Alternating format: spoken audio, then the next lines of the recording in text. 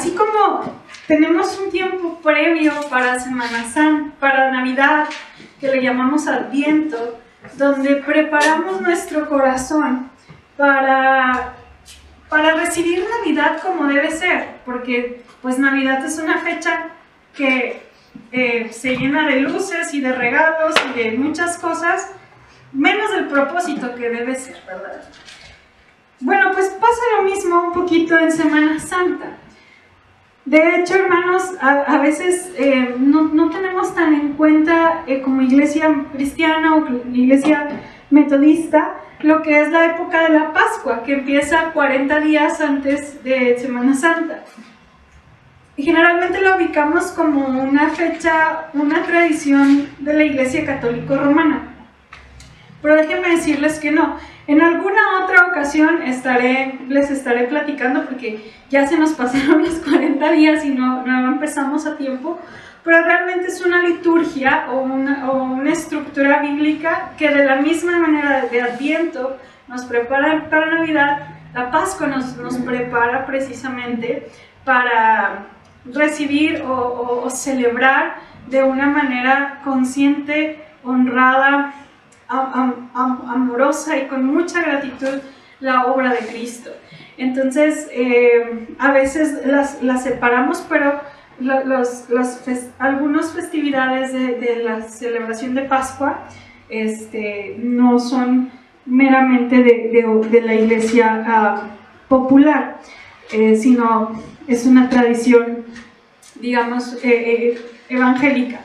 Pero ahorita no me voy a meter en esto, porque generalmente los sermones no son tanto de explicaciones nada más didácticas, sino se busca una aplicación. Pero cuando tenga la oportunidad estaremos hablando de ello. Muy bien. Estos dos domingos previos a Semana Santa, al Domingo de Palmas, estaremos hablando, hermanos. Sí, estoy meditando en las fechas, pero sí, tenemos 2 domingos, de algunos eventos que son de un evento que es entre el Domingo de Palmas y la crucifixión. En esta liturgia que menciono, en algunas iglesias se acostumbra, y sería bueno que en algún momento pudiéramos hacerlo, se acostumbra tener cultos matutinos durante la Semana Santa. Durante esos días de Semana Santa, no solamente jueves y viernes, porque hubo eventos especiales y enseñanzas de Jesús antes de morir. Eran los días más tensos, eran los días donde los fariseos estaban así ya a punto, querían buscar el momento perfecto para atrapar a Jesús y mandarlo con Pilatos. Entonces, esa semana es muy cruda. Vemos esa semana cuando Judas entrega a Cristo por 30 monedas de plata. Vemos contender a los fariseos con Jesús. Vemos a un Jesús lleno de misericordia también. Vemos a un Jesús orar por sus discípulos. Hay varias situaciones y varias escenas. De hecho, de todos los evangelios, los 4 evangelios que tiene su Biblia, el 30% hablan de esta semana, de la Semana Santa, a partir de la entrada a Jerusalén. Y Juan 2 es un poco extraño, hermanos, porque Juan 2 nos habla de la purificación del templo. Juan 2 del 13 al 22, no especifique los versículos. Y está muy extraño porque pues está al principio, si se dan cuenta, y pues la crucifixión es hasta el final. Aquí hay 2 posturas. La primera es que, bueno, Juan no sé, ningún evangelio, pero específicamente Juan, no se ocupa mucho en dar espacios cronológicos. Es decir, Juan no nos dice, y después de esto pasó esto, y después de esto pasó esto. Como que Juan se va más por temas, y entonces Juan ubica la purificación del templo en Juan 2. Y otros estudiosos mencionan que probablemente Jesús purificó regañó a los vendedores o a los mercaderes del templo en 2 ocasiones, en la primera Pascua y en la tercera Pascua, donde él iba a morir. Cualquiera de las dos, que sean las dos situaciones, lo importante es lo que hizo Jesús y el mensaje que nos deja Jesús ante esta actividad. Juan es diferente a los sinópticos. Si ustedes tienen ahí en su Biblia, arribita de donde dice Jesús purifica el templo, en algunas Biblias vienen los versículos paralelos o los otros capítulos en donde viene la misma historia. Entonces, la de Juan menciona otros aspectos que tanto Mateo, Marcos, Lucas no mencionan. Y por eso elegí Juan. Y pensando en esto, hermanos, en que Jesús está próximo a morir, seguramente, y estos son algunos de los últimos mensajes que Él da. Y yo no me había puesto a meditar, pero bueno, vamos a leer. ya se los iba a contar antes de leer. Juan 2, del 13 al 22, dice la palabra de Dios. Estaba cerca la Pascua de los judíos y subió Jesús a Jerusalén y halló en el templo a los que vendían bueyes, ovejas y palomas y a los cambistas allí sentados. Y haciendo un azote de cuerdas, echó fuera del templo a todos y las ovejas y los bueyes y esparció las monedas de los cambistas y volcó las mesas. Y dijo a los que vendían palomas: quitad aquí esto y no hagáis de la casa de mi padre casa de mercado. Entonces acordaron sus discípulos de lo que está escrito: el celo de tu casa me consume. Y los judíos respondieron y le dijeron: ¿qué señal nos muestras ya que haces esto? Respondió Jesús y les dijo: destruid este templo y en 3 días lo levantaré. Dijeron luego los judíos: en 46 años fue edificado este templo, ¿y tú en 3 días lo levantarás? Mas él hablaba del templo de su cuerpo. Por tanto, cuando resucitó de entre los muertos, sus discípulos acordaron que había dicho esto, y creyeron la escritura y la palabra que Jesús había dicho. Yo no me había puesto a imaginar o a pensar, hermanos, decía un comentarista, que tal era la ira de Jesús en ese momento. O sea, Jesús estaba completamente molesto, de una manera correcta, pero estaba enojado. Jesús estaba manifestando un atributo que nunca va a ver usted adorando a Dios, diciéndole: Jesús, gracias por tu ira, ¿verdad? Jamás vamos a ver un canto así. Pero Jesús manifestó mucho enojo, y fue tanto el enojo que todos le hicieron caso. O sea, todos se fueron. Jesús se enojó y los corrió del templo. Y si nos ponemos a pensar, Jesús no era un fariseo ni era un sacerdote de ahí para que la gente pues le hiciera caso. A lo mejor una persona que hubiera dicho: hey, no estén robando, no hagan eso, pues a lo mejor lo tildaban de loco y seguían vendiendo. Pero Jesús tenía una autoridad impresionante, que precisamente vamos a ver pues de quién venía. Y 2, seguramente era tal la ira de Jesús ante lo que estaban haciendo que la gente se fue. Entonces vemos el carácter de Cristo completo, porque hace unos domingos hablábamos del Jesús alegre, el Jesús que comía entre el pueblo, al Jesús que lo invitaban a las fiestas, el Jesús agradable, pero también el Jesús serio y solemne y que se enoja cuando debe de enojarse. Y titulé este sermón, hermanos, lo que Dios no permite en su casa.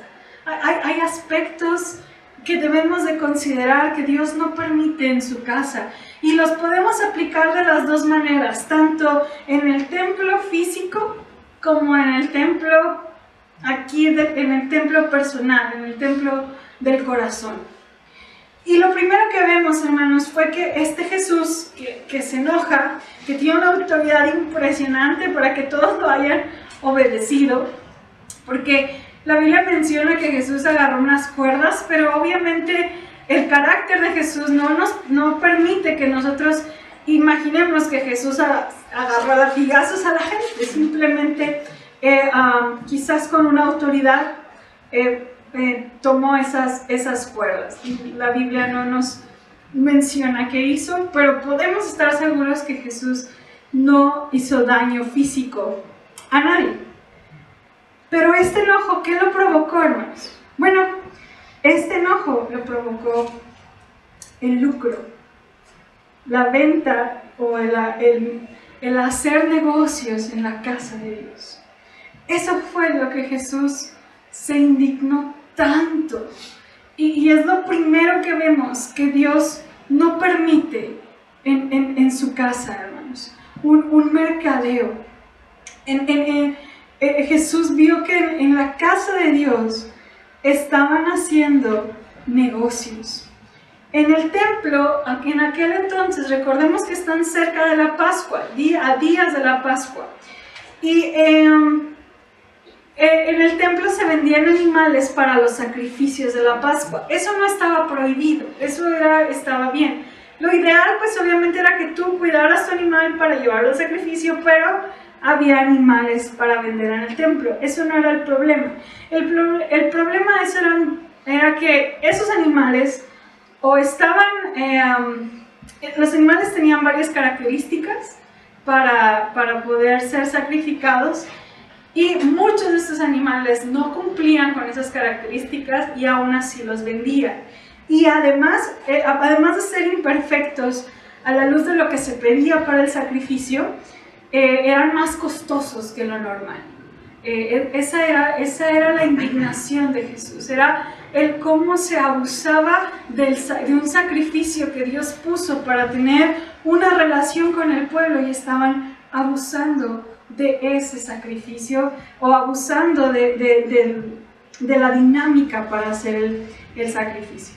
Cuando estaba haciendo el sermón me acordaba como cuando andas en la central de autobuses o en el aeropuerto, que se te olvidó algo y lo quieres comprar ahí y cuesta como 15 veces más que en un lugar normal. Una soda te cuesta como 30 pesos o 40 pesos, porque es como el último lugar, ¿verdad?, antes de abordar. Así me imaginaba que es en el templo, ¿no? Que pues ya estás en el templo y es tu última oportunidad, y entonces obviamente inflan, ¿verdad?, el precio. Y fue la indignación de Jesús, que el animal no era correcto y además era mucho más costoso de lo normal.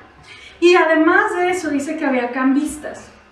En el templo, solo para las ofrendas, solo se aceptaba un tipo de moneda judía, no anoté el nombre, pero era una moneda que se aceptaba solamente. Entonces, en el patio de los gentiles o los extranjeros que venían a conocer la Pascua, ellos decían: no te preocupes, te aceptamos, te cambiamos tus dólares por las monedas judías o por las monedas hebreas.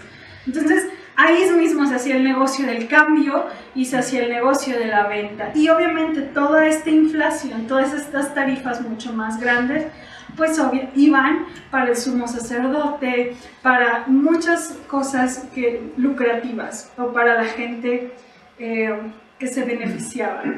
Y entonces era una corrupción increíble. Y esto fue, hermanos, lo que Jesús vio de manera indignante. ¿Por qué, hermanos? Porque el amor al dinero siembra la corrupción. Porque Dios estaba otorgando a su Hijo con completa gracia, con completa compasión y misericordia. Y Jesús está viendo cómo la gente lucraba con la verdad. Hermanos, si podemos trasladar este mensaje a hoy, a esta actitud de Jesús ante un lugar donde se debe predicar el Evangelio, donde se debe respetar la casa del Señor, pero a veces que llega a encontrar Jesús, pues predicaciones de siembra cosecha, ¿verdad? Si tú le das a Dios 10, Dios te va a dar 100, porque así se hace. Predicadores o artistas cobrando por predicar el mensaje del Evangelio. pastores en demandas millonarias. Es impresionante, hermanos, el lucro que hoy se da por el Evangelio. Hay una frase de Leonardo Ravenhill que dice: ellos predican al Jesús del establo mientras exigen hoteles de lujo. Estamos, hermanos, ante una visión de afuera. Los que nos ven de afuera están viendo el engaño constante o la burla constante de predicadores que abusan en lo económico para tomar ventaja de sus ovejas, para decirles barbaridad y media en cuanto a manipular a Dios y decir: si tú das dinero al Señor, el Señor te lo va a multiplicar. Yo no puedo decir eso, hermanos. La Biblia no puedo interpretarla de esa manera, pero sé que el Señor es fiel a su palabra, sé que el Señor no nos abandona, sé que el Señor es bueno. Sin embargo, en muchos lugares el Evangelio se ha convertido en un: te conviene seguir al Señor porque te va a ir mejor. Seguramente el corazón de Jesús se enojaría, no se agüitaría, se enojaría de la misma manera. Y a lo mejor usted y yo estamos luchando por no ir contra esta corriente de prosperidad. Sin embargo, cuando usted y yo tenemos o vivimos un evangelio barato, ¿en qué sentido? Cuando menospreciamos el precio de la gracia, cuando pecamos deliberadamente, cuando abusamos del amor de Dios sabiendo que lo que estamos haciendo y que nadie nos ve, pero el Señor sí nos ve, es incorrecto. También estamos abaratando la gracia de Dios. También estamos siendo corruptos con lo que Él nos ha dado y le costó demasiado y nos los ha dado gratuito. Cuando usted y yo venimos y damos para aplacar nuestra conciencia, abaratamos la gracia de Dios.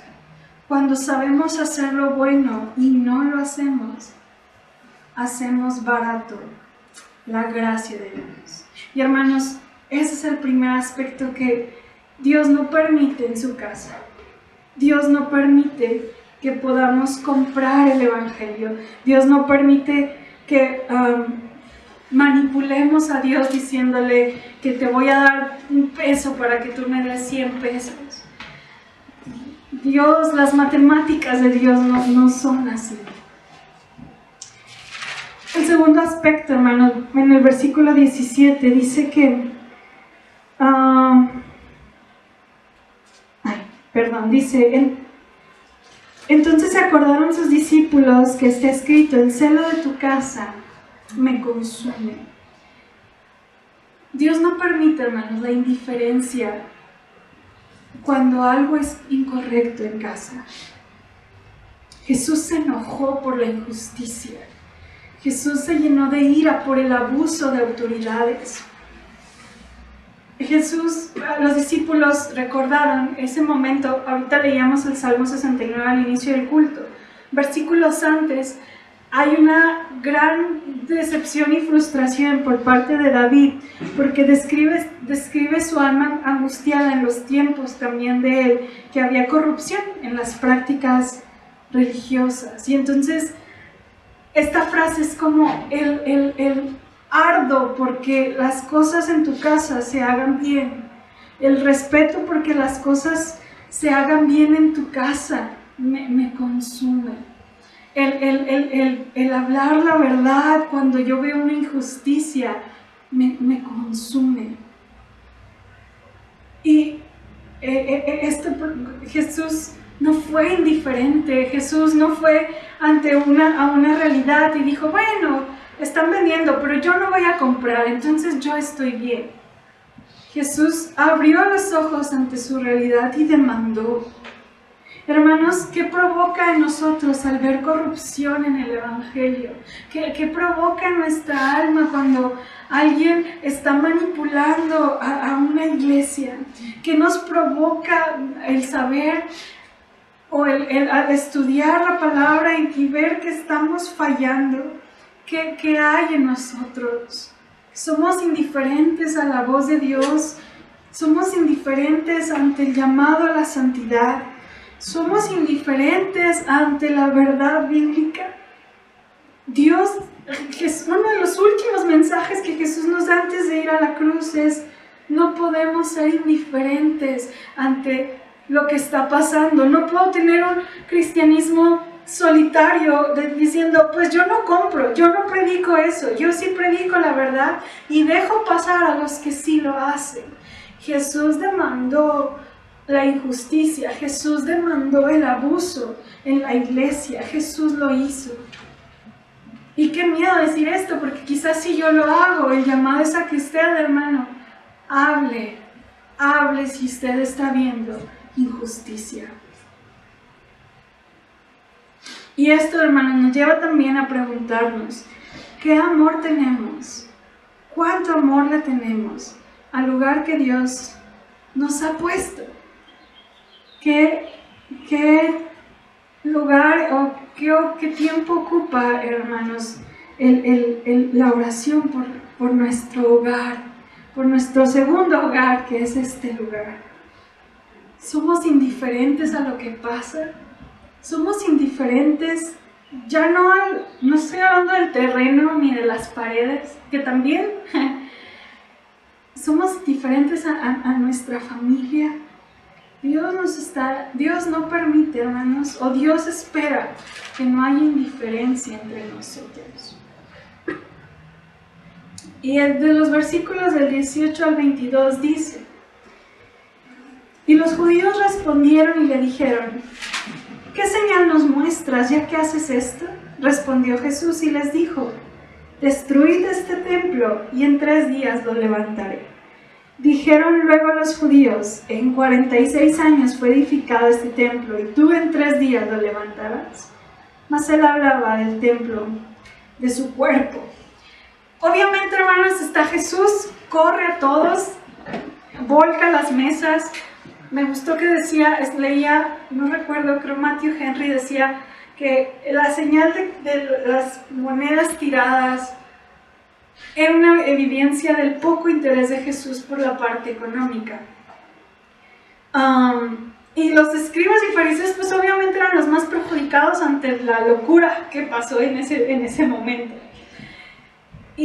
Pero fue tanta, yo no puedo imaginar esa escena porque todos se fueron, es decir, obedecieron a Jesús. Había algo en Jesús que usted y yo sabemos que es, que la gente, no solamente por lo enojado de Jesús, sino por la autoridad que había en él, se fueron, obedecieron.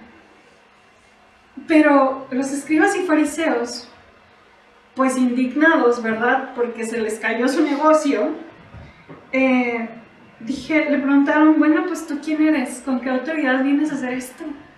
¿Tú quién te crees para hacer esto?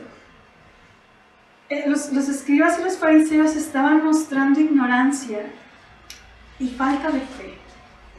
Hermanos, la iglesia, el templo de Dios, no puede ser liderado por gente que tenga orgullo en su corazón, como lo eran los fariseos. En la iglesia no puede caber, y no solamente hablo de los líderes, sino en cada uno de nosotros, no puede caber el orgullo. Porque Jesucristo, si ustedes se fijan, volteó todo lo que pensaban que era correcto. Y para que alguien transforme lo que yo pensaba que estaba mal, y me dicen que era bueno, como lo hace Jesús, Jesús viene a decir, soy amigo de pecadores, me junto con la gente que la iglesia veía como indigna. Cambiar esa mentalidad, hermanos, requiere de mucha humildad.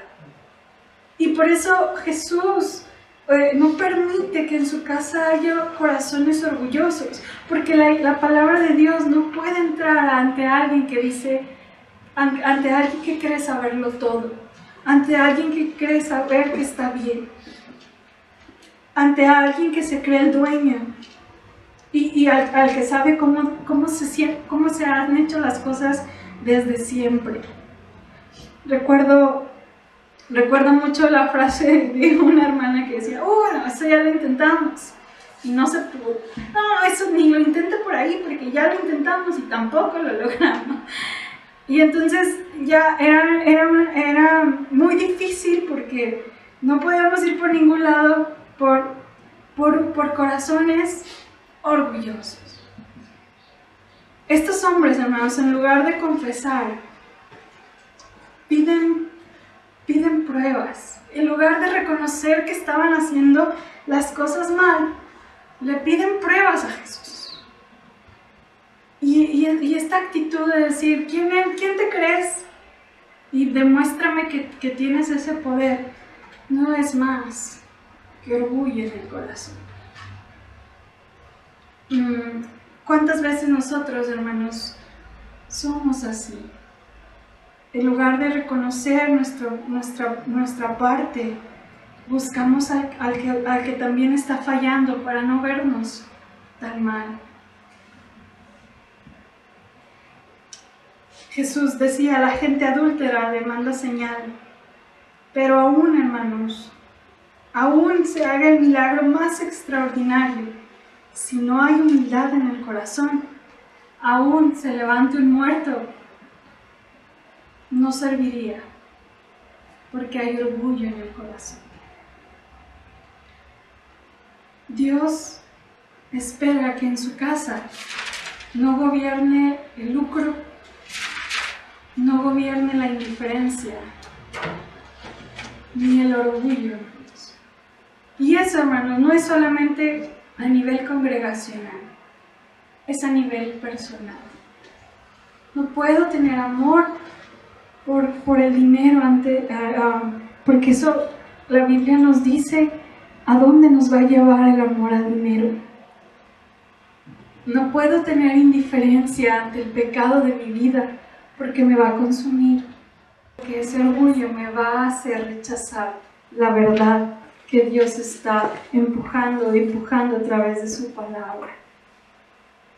Dios no permite en su casa física, pero tampoco en nuestra vida, ni el amor al dinero, ni la indiferencia al pecado, ni el orgullo, ni la falta de reconocimiento de que hemos fallado. Estemos a cuentas con el Señor, hermanos. Preparemos nuestra vida para contemplar la obra de Cristo. Y si a alguno de nosotros estamos luchando con amor al dinero, con querer más, bueno, no querer más, sino con no tener contentamiento por lo que Dios nos ha dado, no es malo buscar un mejor empleo, no es malo querer superarnos, pero si no hay contentamiento, tenemos un problema. Pero bueno, no estamos hablando mucho de eso. Tengamos cuidado si justificamos nuestro pecado. Tengamos cuidado si constantemente la palabra de Dios llega y rebota porque no estamos dispuestos a pedir perdón. ¿Qué le parece si nos ponemos de pie, hacemos una oración por este momento y entonamos un himno? Así.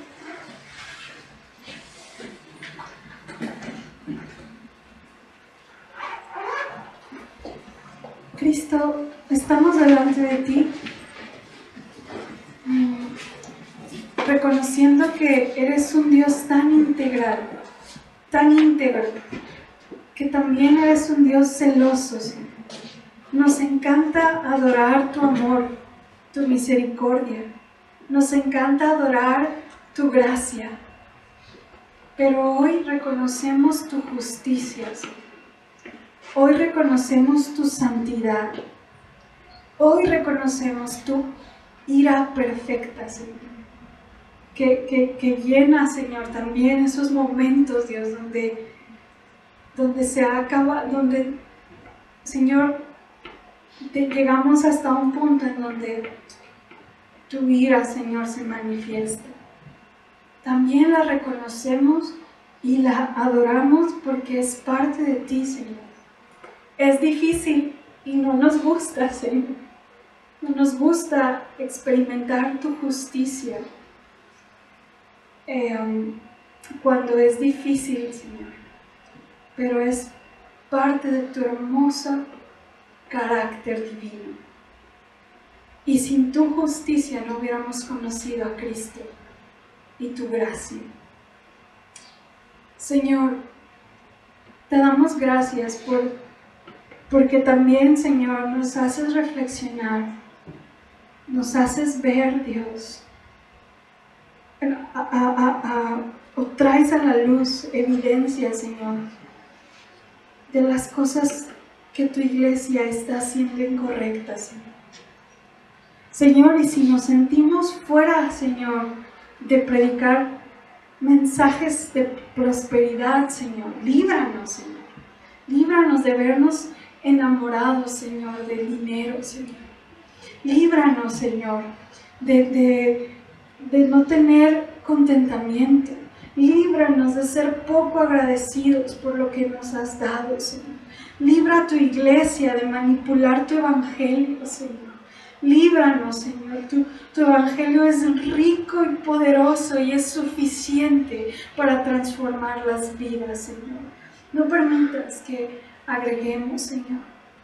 Padre, también pedimos que tú, Señor, trabajes en el corazón duro, en el corazón que, Señor, es en nuestros corazones que difícilmente reconocen cuando se equivocan. Señor, yo soy una de ellas. Perdónanos. Perdónanos, Señor, cuando nos es difícil y cuando tú constantemente nos hablas y nos dices qué tenemos que hacer y hacemos oídos sordos a la santidad y al crecimiento. Perdónanos, Señor. Transforma tu iglesia, transforma cada corazón. Señor, queremos ser una iglesia a nivel individual y a nivel grupal que te glorifica, Señor, que te honra, Señor. Gracias por este tiempo hermoso donde entendemos tu justicia, tu favor, pero al final, como termina este pasaje, con la esperanza de la resurrección, de la nueva vida en ti, de las cosas que haces nuevas, cuando, Señor, disponemos nuestra vida a ser transformada, Señor. Gracias, Padre. En Cristo oramos. Amén y amén.